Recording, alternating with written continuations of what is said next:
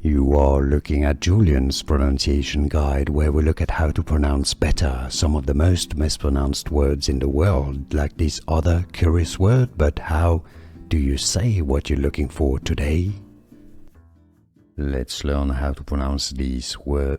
It's not a word, it's a name, a surname of Polish origin. So we're going to look at how it's pronounced in Polish, the original pronunciation, and how it's pronounced in English, simple.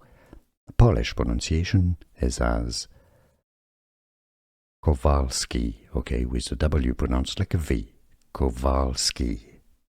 In English, it's often pronounced as, especially in the US, Kowalski, okay, but some pronounce it in English-speaking countries as Kowalski as well, respecting or emulating the Polish pronunciation. So, two different pronunciations. Let us know how you pronounce it in the comments and where you're from. It'd be interesting to let everybody know.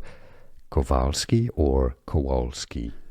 Here are more videos on how to pronounce more confusing words and names too many mispronounced. Like this video if you found it useful. I appreciate your support. I'll see you soon and thanks for watching.